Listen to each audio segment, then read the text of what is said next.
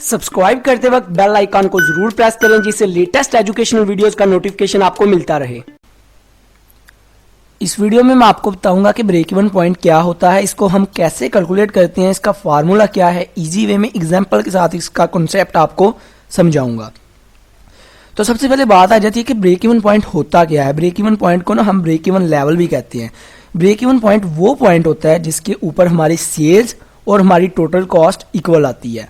मतलब ना ही हमें प्रॉफिट हो रहा होता है ना ही हमें लॉस हो रहा होता है। मतलब जितना हमने खर्चा किया है उतना हमने रिकवर कर लिया होता है, पर प्रॉफिट भी नहीं कमा रहे होते, ना हम नुकसान में होते हैं ना हम लॉस में मतलब प्रॉफिट में जा रहे होते हैं। वो पॉइंट होता है।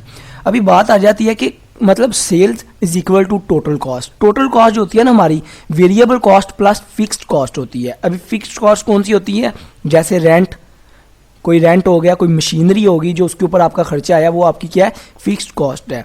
और उसके बाद वेरिएबल कॉस्ट कौन सी होती है, आपने कोई रॉ मटेरियल लाया, कोई उसके ऊपर लेबर लगाई, कोई बिजली का बिल दिया, ये सारी क्या है, वेरिएबल कॉस्ट हैं। तो वेरिएबल को और फिक्स्ड को हम प्लस करते हैं, हमारी टोटल कॉस्ट आती है।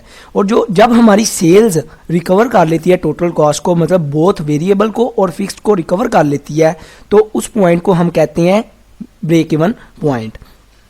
अभी बात आ जाती है कि ब्रेक इवन पॉइंट कैसे हम कैलकुलेट करते हैं। ब्रेक इवन पॉइंट का जो फार्मूला है ना, वो fixed cost divided CM ratio है और मल्टीप्लाई 100 है। अभी सीएम रेशियो क्या है, इसके ऊपर मैं ऑलरेडी वीडियो बना चुका हूँ, फिर भी इस वीडियो में मैं आपको इसका लॉजिक छोटा सा ब्रीफली समझाऊंगा।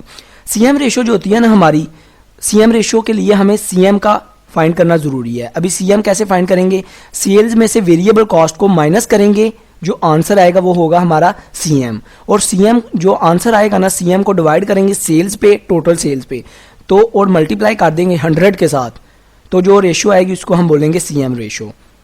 तो ब्रेक इवन पॉइंट जो है हम फाइंड कैसे करते हैं, टोटल फिक्स्ड कॉस्ट को हम डिवाइड कर देते हैं सीएम रेशियो के साथ और मल्टीप्लाई कर देते हैं 100 के साथ, तो जो हमारा आंसर आता है वो हमारा ब्रेक इवन पॉइंट होता है।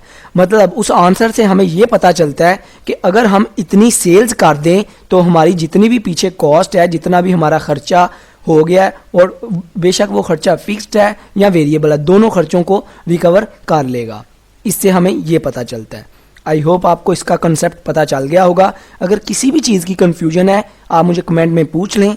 अगर आप किसी टॉपिक पे वीडियो बनाना चाहते हैं, कमेंट में मुझे उस टॉपिक का नाम सेंड करें। अपना बहुत ख्याल रखिएगा, दुआओं में याद रखिएगा। Good bye.